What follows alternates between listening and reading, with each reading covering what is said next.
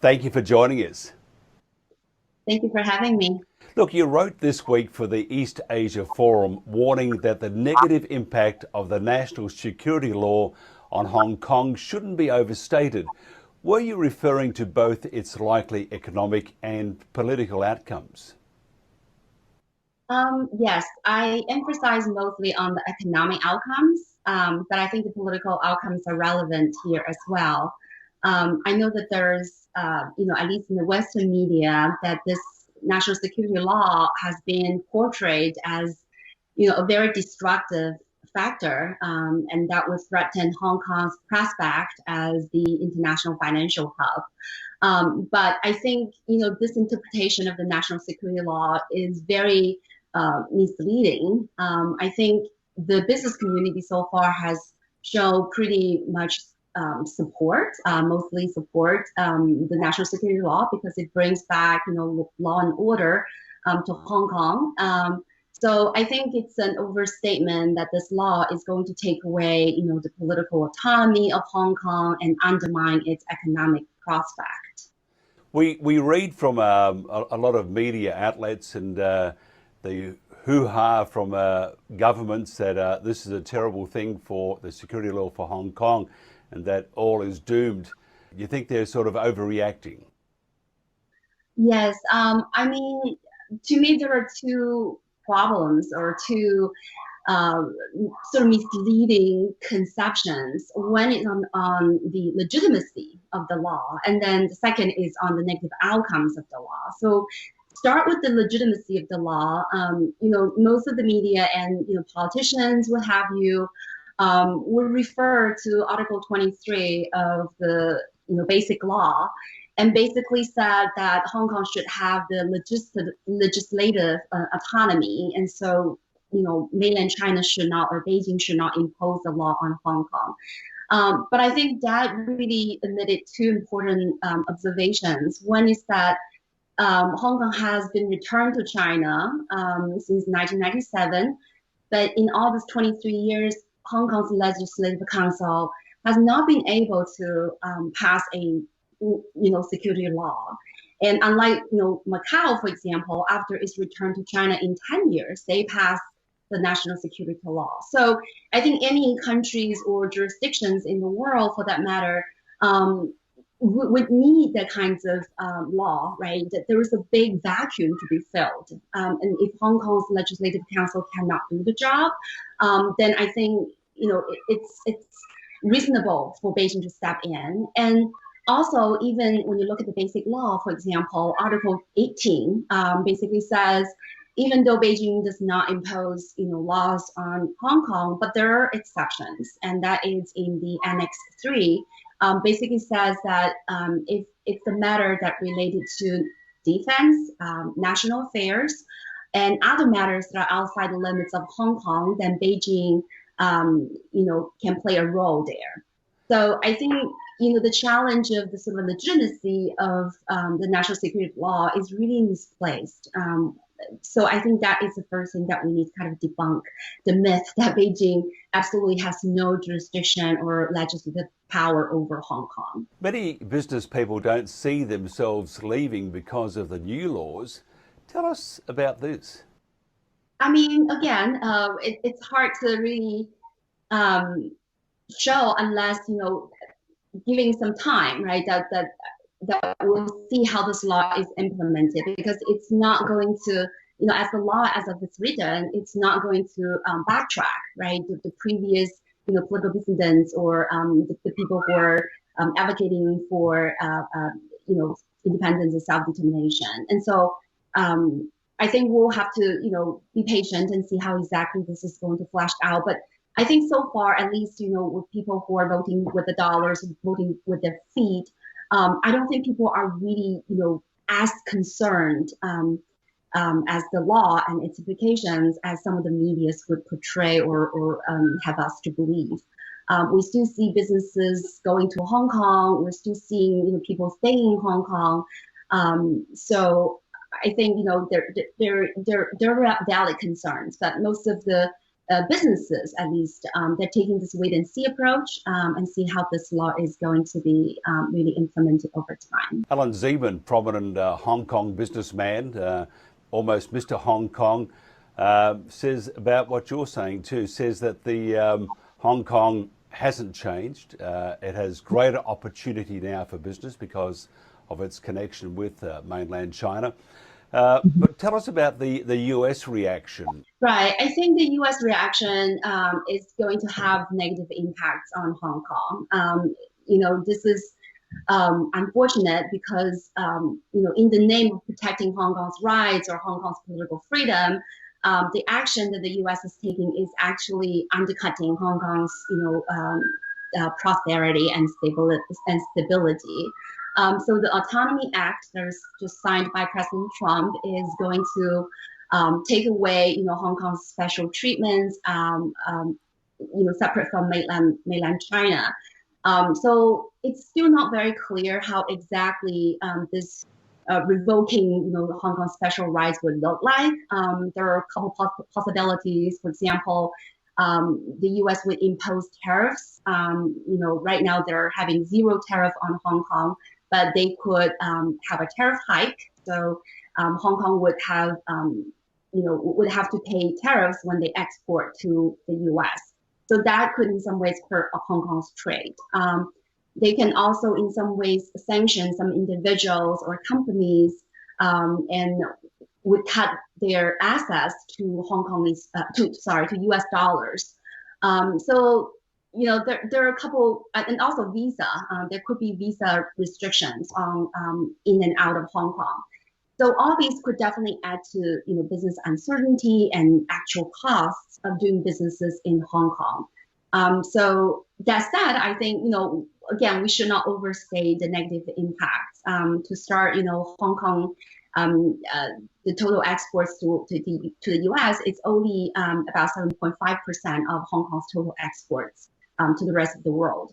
So it's not going to be a really sort of a very devastating impact on Hong Kong's trade. On the other hand, the U.S. has exported a lot to Hong Kong. The U.S. Registered a surplus with Hong Kong, I think in the tune of $27 billion. And so if Hong Kong retaliated and imposed tariffs on the U.S. exports, I think this would harm the U.S. trade. So it would not be a win-win situation for Hong Kong or the U.S. And cutting off access of Hong Kong to dollar would also be difficult to implement at a massive scale. And that would not be good for dollar's position in Asia or in the global financial system as well. So I think this would be a sort of a nuclear option if the U.S. really wants to cut Hong Kong's access of dollar at a mass scale. It's really interesting. Pre-COVID, China it could do no wrong almost, although there was concern in Hong Kong, but China was a welcomed country around the world. Once COVID is here and it's really entrenched, it was almost like a backflip. And I mean, I'm just wondering your thoughts on why this is. I mean, how can something change so quickly? Because I mean, look at Belt and Road, for example. Even in Australia, one of the state governments is enhancing the opportunity of the Belt and Road policy from China, and other countries the same thing. Yet there's this great negativity around doing business with China at the moment. What's your thoughts? Right. So I think if we take a balanced look at this, right, I think China did have some missteps early on, when the pandemic broke out. But again, I think China has taken really swift steps to not only inform the the WHO and the rest of the world with the limited knowledge, right? Because at the very beginning of this pandemic, no one really knew what it was. So I think, but the rest of the world had already heard about the warning, and they had taken measures in many countries in Asia, for example. They did a fantastic job in stemming the spread of the virus and recover their economy quickly. Whereas the U.S. has really mishandled the pandemic, right? They started to take actions, as early as January, but then for several months in a row, they haven't done anything. I think a lot of medical experts have already debunked sort of this myth that, it's all China's fault, right? But nonetheless, I think the rhetoric of Washington has been really harsh and blaming China for spreading the virus, for throwing a plague, in President Trump's words, to the U.S. So it's clear this is a way for him to detract the tension away from his own mismanagement of the pandemic. But the rhetoric is out, and and it puts a lot of countries, U.S.'s allies, in this straitjacket. I mean, U.S., Australia, UK, right? For example, they are under this tremendous pressure of the United States. United States is a very close ally, politically, economically, and so on. So I think that's why President Trump, the administration has fanned the flame of hatred, right? So that's why I think a lot of countries jump on board and point fingers at China for causing the pandemics and whatever and etc. And for, I think, Belt Road Initiative, it has its own problems, but at the same time, I think it's very clear since it's launching in 2014 to now. I think the fact is that China has not taken this as like what the Western media as like to portray it, right? Use this as a new colonizing strategy to go to other countries to seize the strategic assets.